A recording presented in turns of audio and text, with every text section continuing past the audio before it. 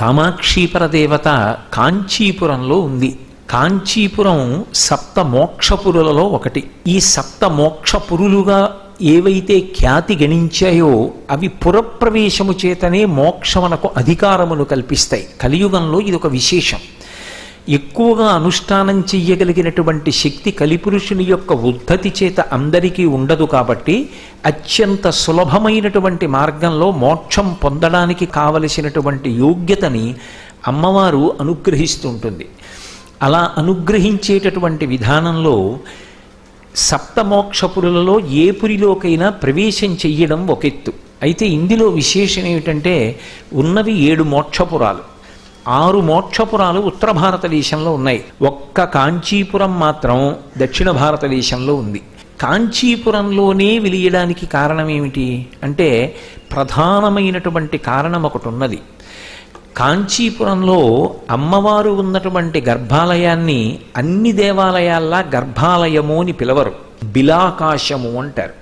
ఈ సమస్తమైనటువంటి భరతఖండాన్ని కూడా ఒక మాతృస్వరూపంగా భావన చేస్తే అందులో నాభీ ప్రదేశము ఉన్నటువంటి కేంద్రము కామాక్షీపర దేవత ఎక్కడ ఆసీనురాలై ఉంటుందో అది ఖచ్చితంగా నాభీ కేంద్రమై ఉంటుంది. అందుకే దాన్ని బిలాకాశం అని పిలుస్తారు. ఈ మధ్య కాలంలోనే జయేంద్ర సరస్వతి స్వామి వారు కామాక్షీపర దేవతకి అభిషేకం చేయడం కోసం బిలాకాశంలోకి వెళ్ళారు. వెళ్ళి వారికి ఎందుకో ఆలోచన వచ్చింది. అసలు అమ్మవారు పద్మాసనం వేసుకుని కూర్చుని ఉంటే ఆసనం మీద ఎక్కడ వరకు తగులుతూ కూర్చుందో చూద్దాం, ఒక్కసారి ఆ ఆసనాన్నంతటినీ కూడా పరిశీలించి చూడమన్నారు. అక్కడ ఉన్నటువంటి ఆసనాన్ని కొద్దిగా కదిపి ఆ ఉన్నటువంటి వ్యవస్థని మార్చి చూస్తే అసలు అమ్మవారు ఆసనం మీద కూర్చుని లేదు, ఆవిడ ఆకాశంలో తేలుతూ ఉంది. పీఠం మీద కాకుండా గాలిలోనే ఉంటుంది ఆవిడ అన్న విషయం సువ్యవస్థితమై ఆశ్చర్యపోగానే కాంచీపురం అంతా దట్టమైన మేఘాలు పట్టి కుంభవృష్టి కింద వర్షం పడిందిట. మళ్ళీ ఆ ఆసనాన్ని మూసేసే వరకు. అంటే ఆవిడ బిలాకాశమునందు ఉంటుంది. అంత గొప్ప దేవతాస్వరూపం. ఆవిడికి కామాక్షి అని పేరు. కామాక్షి అని పేరు రావడానికి ఒక ప్రధానమైనటువంటి కారణం. కా అంటే సృష్టికర్త, మ ఆ ఈ 2 అక్షరాల్లో అకారము చేత విష్ణువు ప్రతిపాదింపబడతాడు, మకారము చేత లయకర్త అయినటువంటి హరుడు ప్రతిపాదింపబడతాడు. కకారము చేత సృష్టి, అకారము చేత స్థితి, మకారము చేత లయ. సృష్టి, స్థితి, లయ ఈ 3 ఈ లోకంలో ఉంటాయి. ఆమె బ్రహ్మగారికి సృష్టి చెయ్యడానికి యోగ్యమైనటువంటి శక్తి స్వరూపంగా సరస్వతీదేవిని ఇచ్చింది. విష్ణువు స్థితికారుడు, స్థితికర్తగా ఆయన వ్యవహరించవలసి ఉంటుంది. కాబట్టి ఆయనకి కావలసినటువంటి శక్తి స్వరూపమైనటువంటి లక్ష్మిని ఆమె తన చూపుల చేత సృజించి ఇస్తుంది. ఇక సమస్త లోకములు పుట్టి చచ్చి బడలిపోతే వాళ్ళందరికీ కొంత శాంతినివ్వడానికి, మహాప్రళయాన్ని చెయ్యడానికి పరమశివుడికి కావలసినటువంటి శక్తిని రుద్రాణీ రూపంలో ఇస్తుంది. ఈ 3 శక్తులను ముగ్గురుకి త్రిమూర్తులకు ఇవ్వగలిగినటువంటి మూలశక్తి కనుక ఆమె కామాక్షి. అది ఎలా ఇస్తుంది అని అడిగారు. కేవలము తన చూపుల చేత ఇస్తుంది. ఆ తల్లి ఏ శక్తినైనా అనుగ్రహించగలదు. అందుకే ఆమె ఎవరు అంటే సృష్టి, స్థితి, లయ ఇవి కాక కంటికి తెలియకుండా అనుభవంలోకి వచ్చేటటువంటి తిరోధానము, అనుగ్రహము అనేటటువంటి 5 కృత్యములను నిర్వహించగలిగినటువంటి పంచకృత్య పరాయణ. అటువంటి తల్లి ఒక చోట రూపాన్ని పొంది కూర్చుని ఉంటే అది కామాక్షి. ఇప్పుడు ఆ కామాక్షి ఏమివ్వలేదు, ఏదైనా ఇస్తుంది ఆవిడ. ఆవిడ సహజంగా శక్తి స్వరూపం. కామాక్షి ఇంకొక రకంగా చూడండి. కా అంటే బ్రహ్మశక్తి సరస్వతి, మ అంటే విష్ణుశక్తి లక్ష్మి. ఆవిడ యొక్క 2 కన్నులలో 2 శక్తులు ఉంటాయి. కా మ అంటే సరస్వతి లక్ష్మి. అందుకే సచామర రమావాణి సవ్యదక్షిణ సేవిత అంటాడు వ్యాసుడు లలితా సహస్రంలో. కామాక్షికి సరస్వతీదేవి కుడివైపు ఉంటుంది, లక్ష్మీదేవి ఎడమవైపు ఉంటుంది. ఇద్దరూ చామరం వేస్తూ ఉంటారు బాహ్యంలో. నిజానికి ఆవిడ కన్నులలో ఉంటారు. కన్నులలో ఉంటారు కాబట్టి వెళ్ళి మీరు ఎటువైపు నుంచి నమస్కారం చేయండి. కామాక్షి యందు ఒక విశేషం ఉంది. ఆవిడ కళ్ళు తిప్పుతుంది, నన్ను నమ్మండి అంతే, అంతకన్నా ఇంకా నేనేం చెప్పలేను. వీక్షణం ఆవిడిది కాబట్టి శక్తి కలుగుతుంది. సరస్వతీ లక్ష్మీ కటాక్షము కలుగుతుంది. కామాక్షి పరదేవత యొక్క చూపు ప్రసరించినంత మాత్రం చేత ఆ వ్యక్తి సరస్వతీ లక్ష్మీదేవుల యొక్క కటాక్షమునకు పాత్రుడవుతాడు. అంతేకాదు, చూడండి, లోకంలో బహుప్రేమగా ఎవరైనా ఇంకొకరిని చూసుకున్నారనుకోండి, కళ్ళల్లో పెట్టి చూసుకున్నారండి అంటారు. ఒక స్త్రీ తన భర్తని ఎంతో ప్రేమతో అసలు ఆయన కందకుండా చూసుకుంటోంది అనుకోండి, ఆవిడ కళ్ళల్లో పెట్టుకు చూసుకుంటుందండి అంటారు. కళ్ళల్లో పెట్టుకు చూసుకుంటుందండి అంటే భౌతికంగా నిజంగా ఆయన్ని కనురెప్పలు ఎత్తి లోపల దాచేసుకుంటుందనే కాదు, కను పాపని కాపాడుకున్నట్టు కాపాడుకుంటుంది. ఆమె శంకరుడు విరాగి అయ్యుంటే ఆయన్ని మహాకామేశ్వరుణ్ణి చేసి లోకములకు తండ్రిని అందించి తన ప్రేమ చేత మన్మధుణ్ణి కాల్చేసిన వాణ్ణి తీసుకొచ్చి భర్తగా చేసుకుని తాళి కట్టించుకుంది. ఇది ఆవిడ గొప్పతనం. అలా చేసి ఆయన్ని కళ్ళల్లో పెట్టుకు చూసుకుంటూ మనకి తండ్రిని అందించింది. కాబట్టి ఇప్పుడు జగతపితరవు వందే పార్వతీ పరమేశ్వరవు వాళ్ళ కాళ్ళు పట్టుకుని మనం జన్మలు ఎత్తుతూ చేసిన పాపాలు పోగొట్టుకోవడానికి శరీరాన్ని పొందగలుగుతున్నాం. ఈ మహోపకారాన్ని ఆవిడ చేసింది. కాబట్టి కామాక్షి కాదు కాదు, మన్మధుణ్ణి గెలిచేటట్టుగా చేసినటువంటి తల్లి కామాక్షి. మన్మధుడు యథార్థములకు శంకరుడి చేతిలో బూది కుప్ప అయిపోయాడు. బూది కుప్ప అయిపోయినటువంటి మన్మధుడు ప్రార్థన చేయడం సాధ్యం కాదు. రతీదేవి ప్రార్థన చేసింది. అమ్మవారు బూడిది కుప్పగా పడిపోయిన మన్మధుణ్ణి ఒక్కసారి ఇలా చూసిందిటంతే. అలా చూడలేదు, ఇలా చూసింది. అపాంగత్తే, ఆవిడ పొట్టి చూపు చూస్తే ఇంత శక్తి వచ్చేసింది. జగదిదమనంగో విజయతే, జగత్తునంతటినీ గెలిచేస్తున్నాడు. అమ్మా, నీ చిన్న చూపుతో పొట్టి చూపుతో ఊహించలేని రీతిలో కామునకు తన అక్షి ద్వారా, కంటి ద్వారా, చూపు ద్వారా శక్తినిచ్చిన తల్లి ఎవరో ఆమె కామాక్షి. కాదు, కా అంటే జిజ్ఞాస, మా అంటే ఆగు, అడగవద్దు అని. జిజ్ఞాస అంటే ఎవరు భగవంతుడు, భగవంతుడిని ఎలా తెలుసుకోవడం అని ఎవరైనా లోపల అంతర్మథనం చెందారనుకోండి, జిజ్ఞాస పొందాడంటారు. ఆర్తో జిజ్ఞాసురర్థార్థీ జ్ఞానీచ భరతర్షభ అంటాడు గీతాచార్యుడు. ఈ నలుగురు నన్ను ఆశ్రయిస్తున్నారంటాడు.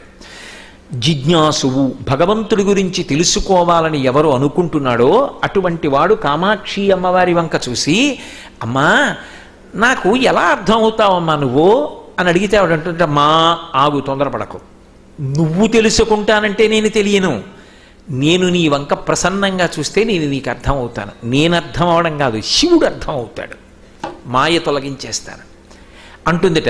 అందుకని కామాక్షి. ఆ తల్లి ఏం చేస్తుందంటే మహామాయ అన్న అవనికని పైకెత్తేసి శివుడెవరో తెలిసేటట్టుగా చేస్తుంది. శీర్ఘాళి అని ఒక క్షేత్రం, జ్ఞానసంబంధ నాయనార్ మొట్టమొదట జ్ఞానం పొందిన క్షేత్రం అది. జ్ఞానసంబంధ నాయనార్ చిన్న పిల్లవాడిగా ఉండగా తండ్రి గారు సంధ్యావందనం చేసుకోవడానికి శివాలయంలోకి వెళ్ళాడు. పిల్లవాడిని కళ్యాణ మంటపంలో కూర్చోపెట్టి అర్ఘ్యం ఇచ్చి సంధ్యావందనం చేస్తా, ఇక్కడ కూర్చో అన్నాడు. వాడికి భయం వేసింది, కుయ్యోమన్నాడు. తండ్రి అన్నాడు, భయపడకు, అదిగో గోడ మీద పార్వతీ పరమేశ్వరులు ఉన్నారు కదా, అక్కడ వాళ్ళ వంక చూసి అమ్మా అను, ఆవిడొచ్చి నిన్ను రక్షిస్తుంది అన్నాడు. ఆ పిల్లాడు అంతే అనుకున్నాడు, ఓహో పిలిస్తే వస్తుంది అనుకున్నాడు. ఆయన తిన్నగా వెళ్ళి కోనేట్లో మునిగాడు. కోనేట్లో మునిగితే తండ్రి ఎక్కడ కనపడతాడు? ఒకసారి మునకేసినప్పుడు నీళ్ళల్లోకి వెళ్ళేవాడికి భయం వేసింది, నాన్నగారు కనపట్టలేదని అమ్మా అన్నాడు. అడి తిరిగి అమ్మేని నమ్మి పిలిచేటప్పటికి ఆవిడ లేచి వచ్చేసింది. లేచి వస్తే ఆయన వచ్చాడు. ఆయన అన్నాడు, అలా చూస్తామే, స్తన్యమి పాలు తాగి ఊరట పొందుతాడు అంది. ఆవిడ నవ్వంది, ఏమిటో అందరు తల్లుల గురించి చెప్పినట్టు చెప్తున్నారు, నా స్తన్యం ఇస్తే వాడికి కడుపు నిండడం కాదు, మీరు తెలుస్తారని. తెలియని అన్నాడు. ఆవిడ స్తన్యం ఇచ్చింది, వాడు పాలు తాగాడు, వాడికి శివుడు ఎవరో తెలిసిపోయింది. అంటే జ్ఞానం వచ్చేసింది. సర్వలోకములు శివుడిగా కనబడే విశ్వమునందు విశ్వనాథుడు దర్శనమయ్యాడు. ఆ పిల్లవాడికి జ్ఞానం వచ్చేసింది. ఈలోగా తండ్రి వచ్చాడు సంధ్యావందనం చేసుకుని. ఇద్దరు అంతర్ధానమై గోడెక్కేశారు. పిల్లవాడి నోటి చివర పాలు కనబడ్డాయి. తండ్రికి కోపం వచ్చింది. ధూర్తుడా, ఎవరిచ్చిన పాలు తాగావురా అన్నాడు. ఆయన అన్నాడు, ఇలా చూపించి అమ్మిచ్చింది అన్నాడు. ఆయన తెల్లబోయాడు. తెల్లబోయి పిల్లాడి మూతి తుడిచి పిల్లాడిని ఎత్తుకుని గుడిలోకి ఎడుతున్నాడు. వాడు పత్తికాలు పాడాడు. పత్తికాలు అంటే దండకాలు పాడుతూ ఇలా ఇలా చేతులు కొడుతున్నాడు. చిన్న పిల్లాడు, వాడి చేతులు ఎర్రపడిపోతున్నాయి. చూడలేకపోయారు పార్వతీ పరమేశ్వరులు. వాడికి పైనుంచి చిడతలు విడిచిపెట్టారు. వాడి చిడతలు వాయిస్తూ వెళ్ళాడు. తండ్రి తెల్లబోయాడు. ఎక్కడి నుంచి వచ్చింది జ్ఞానం అని. ఆవిడ అనుగ్రహించింది, వచ్చేసింది. అటువంటి కామాక్షి యొక్క వైభవము ఎంత గొప్పగా ఉంటుందో మూకశంకరులు ప్రస్తుతి చేశారు. అది పరమాద్భుతమైనటువంటి గ్రంథంగా చెప్తారు సంప్రదాయంలో. అందులో ఆయన అంటారు, రాకాచంద్ర సమాన కాంతి వదనానాకాధిరాజస్తుత మూకానామపి కుర్వతి సురధునీ నీకాశవాగ్వైభవం శ్రీకాంచీ నగరీ విహార రసికా శోకాపహంత్రీ సతాం ఏకా పుణ్యపరంపరా పశుపతే రాకారిణి రాజతే అన్నారు. మూకశంకరులు అమ్మవారిని ప్రస్తుతి చేశారు. రాకాచంద్ర సమాన కాంతి వదన అని మొదలుపెట్టారు. రాకా అంటే పౌర్ణమి నాడు ఉండేటటువంటి నిండు చంద్రబింబం. అమ్మవారి ముఖం ఎలా ఉంటుందంటేట రాకాచంద్ర సమాన కాంతి వదన, పౌర్ణమి నాడు ఉండేటటువంటి చంద్రబింబంలోంచి వచ్చేటటువంటి కాంతి ఎలా ఉంటుందో అటువంటి కాంతి జాలువారుతున్నటువంటి ముఖమండలము కలిగినటువంటి ఓ కామాక్షి అని పిలిచారు మూకశంకరులు. పై దీక్షితుల వారని మహానుభావుడు. వారు నిర్ధారించారు, మనిషి ప్రయత్నపూర్వకంగా తన మనసుని భగవంతుడి దగ్గర పెట్టాలి ధ్యానంలో. ఎందుకంటే మనసు అటు ఇటు అటు ఇటు అటు ఇటు వెళ్ళిపోతుంది. భగవంతుడు అంటాడు, ఆ పదార్థాలన్నీ నాకు అక్కర్లేదా, అవన్నీ నీ సృష్టించినవే, మయ్యేవ మన ఆదత్సా మయి బుద్ధిం నివేశయ, నీ మనసు నా దగ్గర పెట్టంటాడు. అది మన మాట వింటే కదా అక్కడ పెట్టడానికి. మరేడు దళం పెట్టమంటే పెడతాను, కానీ మనసును పెట్టమంటే ఎక్కడ పెడతాను. అలా పెట్టగలిగిన శక్తి ఉంటే ఎప్పుడో తరించిపోతాను. అది ఎటో పోతుంది వచ్చిన బాధ. కానీ మన మనసుని మనం ప్రయత్నపూర్వకంగా పెట్టవలసిన అవసరం లేకుండా మన మనసుని తానులాగెయ్యగలిగినటువంటివి సృష్టిలో కొన్ని ఉన్నాయి. అందులో మొదటిది ఏనుగు యొక్క ముఖం. అందుకే విఘ్నేశ్వరుడికి సుముఖ అని పేరు. సముద్రము, 3 వీణానాదము, కలువల తండము, పౌర్ణమి చంద్రబింబము. పౌర్ణమి నాటి చంద్రబింబం చూస్తే పిల్లల దగ్గర నుంచి వృద్ధుల వరకు సంతోషపడిపోతారు. అబ్బా ఎంత చక్కటి కాంతి అండి అంటారు. ఆ చంద్రబింబాన్ని చూస్తే మనసు మన ప్రయత్నం లేకుండా అక్కడికి వెళ్ళిపోతుంది. ఆ పూర్ణచంద్ర బింబంలో ఆ చంద్రమండలం యొక్క మధ్యలో అమ్మవారు ఉంటుంది. అందుకని చంద్రుడి యొక్క కాంతిక గొప్పతనం. ఆ చంద్రబింబ దర్శనంలో ఈ శ్లోకం చదువుతూ అమ్మవారి యొక్క కాంతిని మీరు చూడగలిగారనుకోండి, రాకాచంద్ర సమాన కాంతి వదన అంటూ నేను చంద్రబింబం వంక చూశాననుకోండి, మనసుని ప్రక్షాళనం చేస్తుంది, చేసి ఉత్తమ భావజాలమును నింపుతుంది. మంచి భావనలను ఇచ్చి ఆ భావన చేత మళ్ళీ ఆమెయే అనుగ్రహంగా మనకి ప్రచోదనం చేస్తుంది. కాబట్టి ఇప్పుడు ఆ తల్లి రాకాచంద్ర సమాన కాంతి వదన, ఒకటి మన మనసుని ఆమెయే లాక్కుంటుంది, మనం కష్టపడి మనసు పెట్టక్కర్లేదు. 2 మంచి సంస్కృతిని, ఉత్తమమైన భావజాలమును ఇస్తుంది. ఎందుకనో తెలుసా, కదలికలు ఏవైనా శక్తి, కదలికలన్నీ ఆగిపోతే శివుడు. ఇది బాగా గుర్తుపెట్టుకోండి. ఒక గంభీరమైన మాట చెప్పాను నేను. ఒక చెరువు ఉందనుకోండి, అలా లేదు, అద్దం పెట్టేసినట్టు ఉండిపోయింది, అది శివుడు. పక్కనున్న చెట్టు మించి ఓ ఎండుటాకు పడింది. ఎండుటాకంటే ఎంత బరువు ఉంటుంది, అయినా ఎండుటాకు పడితే చిన్న తరంగం వస్తుంది. ఆ చిన్న తరంగం వచ్చిందనుకోండి, అమ్మవారు వచ్చింది. కదలిక, కదలికలన్నీ అమ్మవారు. కదలికలు లేనితనం అయ్యవారు. కదలికలన్నీ ఉండాలి, ధర్మం. అందుకే ధర్మిణి, ధర్మవర్ధిని. కదలికలన్నీ ధర్మబద్ధము కావాలి.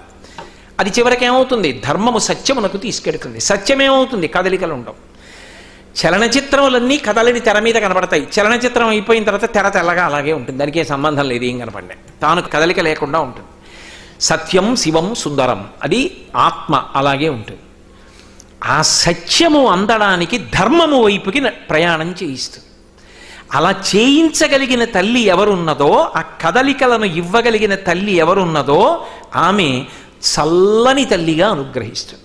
మనకి ఈ దేశంలో ఒక సంప్రదాయం ఉంది, ఏదైనా చల్లని తనం చేతనే ఆశీపురస్సరంగా మాట్లాడతారు. నీ కడుపు చల్లగా ఉండాలి, మీ అమ్మ కడుపు చల్లగా ఉండాలి, నీ మనసు చల్లగా ఉండాలి, నీ బిడ్డలు చల్లగా ఉండాలి, నీ కళ్ళు చల్లని కళ్ళు, నీ చూపులు చల్లని చూపులు. అంటే ఏమిటి, చల్లబడిపోయిందంటే ఏదో అమంగళకరమని కాదు. అక్కడ చల్లని చూపు, కడుపు చల్లగా ఉండడం అంటే మంగళప్రదత్వం, నువ్వు శుభములను ఇచ్చేటటువంటి దానివి అని చెప్పడానికి చల్లని తల్లివి అంటారు. భవాని ఉందనుకోండి, భవుని భార్య, ఆమె బ్రతికిస్తుంది. ఎలా? నీటి రూపంలో ఉంటుంది, అందుకే నీరు చల్లగా ఉంటుంది. భవాని చల్లగా ఉంటుంది. అందుకే చల్లతనం ఎక్కడుందో అక్కడ అమ్మవారు ఉంది, బ్రతికించే లక్షణం ఉంది. అమ్మా, ఆ చంద్రుని యొక్క కిరణములలోని చల్లతనంలో ఎవరున్నారో తెలుసా? నువ్వున్నావు. నువ్వుండి మా మనసులను చల్లపరుస్తున్నావు, ఉద్వేగములను అణచేస్తున్నావు. మేము అశాంతి పొందకుండా మా అవసరములను తీర్చగలిగినటువంటి ప్రసన్నమూర్తివి. ఇది చెప్పడానికి రాకాచంద్ర సమాన కాంతి వదన అంతేనా? కాదు, అందులో ఒక పెద్ద అంతరార్థం ఉంది. చంద్రుని యొక్క కిరణములలోంచి అమృతస్రావం అవుతుంది. అందుకే సుధాకరః అని ఒక పేరు. సుధా అంటే అమృతం. ఆ అమృతము స్రవిస్తుంది. అమృతం అన్న మాటకు అర్థం ఏమిటి? ఇక పుట్టవలసిన అవసరం లేనితనం. మళ్ళీ పుట్టవలసిన అవసరం లేకుండా అమృతత్వమును ఇవ్వగలిగినటువంటి శక్తి కలిగినటువంటి ఓ తల్లి అని చెప్పడానికి రాకాచంద్ర సమాన కాంతి వదన. అందరూ ఆశ్రయించగలిగిన రూపం భగవతిగా అమ్మా నువ్వే. అంత ప్రసన్నమూర్తివి. ఇంత తత్వం చెప్పడానికి ఒక్క పాదం వేశారు మూకశంకరులు. రాకాచంద్ర సమాన కాంతి వదన నాకాధిరాజస్తుత. ఆ తల్లి గొప్పతనం ఏమిటంటే యోగము క్షేమము రెండిటిని ఇస్తూ ఉంటుంది. అది ఆవిడ తత్వం. యోగము, నువ్వు ఏది లేదని అలమటిస్తున్నావో అది నీకు ఇవ్వగలిగిన తల్లి ఆవిడే. ఆవిడ వినా ఇంకొకరు ఉండరు. అందుకే యోగమును కల్పిస్తుంది. క్షేమము, ఉన్న వాటిని ఉంచుతుంది, తీసేసి బాధపడవలసిన అవసరాన్ని కల్పించదు. అందుకే యోగక్షేమములను ఇవ్వగలిగినటువంటి తల్లి. మహేంద్రుడికి కూడా మహేంద్ర వైభవాన్ని ఇవ్వగలిగినటువంటి తల్లి ఎవరు అంటే ఆవిడే. ఎలా ఇస్తుంది? కేవలము అపాంగత్వే లబ్ధ్వా, కడగంటి చూపుతో కటాక్షము ద్వారా ఎవరికి ఏదైనా అనుగ్రహించేస్తుంది. ఆ తల్లి ఒకప్పుడు ఇంద్రుడిని 3 రూపాల్లో అనుగ్రహించింది. అందుకని నాకాధిరాజస్తుత, మహేంద్రుడి చేత కూడా ప్రస్తుతింపబడేటటువంటి లక్షణము కలిగినటువంటి ఓ తల్లి, నిన్ను నేను ఏమని ప్రస్తుతించను? ఒకనాడు ఇంద్రుణ్ణి అనుగ్రహించావు, ఇంద్ర పదవినిచ్చావు, సరస్వతీ కటాక్షం ఇచ్చావు, శక్తినిచ్చావు, ఇచ్చి నిలబెట్టావు. అటువంటి తల్లివి నువ్వు. కాబట్టి నాగాధిరాజస్తుత మూకానామపి కుర్వతి సురధుని నీకాశ వాగ్వైభవం. అద్భుతమైన పాదం వేశారు మూకశంకరులు. ఎందుకని అంటే, అమ్మా, మాటలు రాని మూగవాడికి కూడా ఆకాశము నుండి పడుతున్నటువంటి గంగా ప్రవాహం ఎలా ఉంటుందో అటువంటి వాగ్వైభవం ఇవ్వగలిగినటువంటి తల్లి. గంగ భూమి మీద వెడుతోందనుకోండి, చాలా అందం. కానీ గంగ ఆకాశంలోంచి పడుతోందనుకోండి, శివుడు ఒకడే పట్టాలి.